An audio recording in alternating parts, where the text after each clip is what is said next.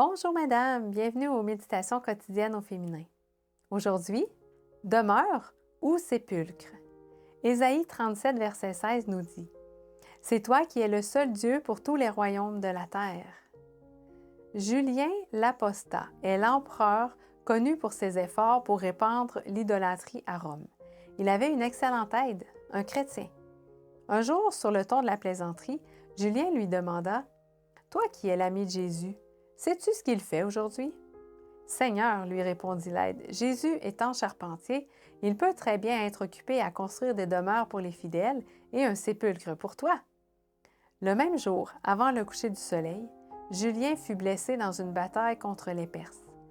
Tandis qu'il gisait à terre, moribond, il prit une poignée de poussière tachée de son propre sang, leva les yeux au ciel et prononça ces derniers mots. « Tu as gagné, Galiléen. » Que de fois nos actions ne ressemblent-elles pas à ce geste de l'empereur romain?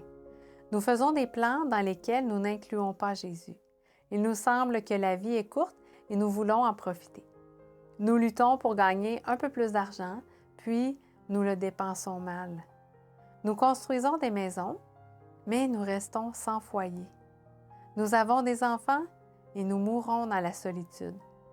Nous soignons notre apparence, mais nous ne pouvons rien contre les effets implacables du temps. Les paroles du Seigneur en Éden s'accomplissent.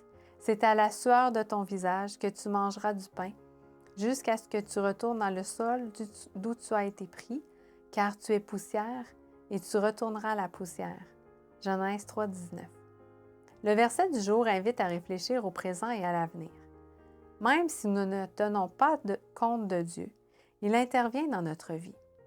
Lorsque nous récolterons ce que nous aurons semé, nous irons soit régner dans les demeures célestes, soit rejoindre Satan dans le sépulcre de feu et de soufre qui mettra fin pour toujours au péché et aux pécheurs. Le présent est notre seule opportunité de choisir, car le lendemain ne nous appartient pas. C'est le moment de décider si tu veux occuper les demeures ou les sépulcres. Élève la voix et dis au Christ qu'il a remporté la victoire en toi. Tu peux faire partie des habitants du royaume céleste.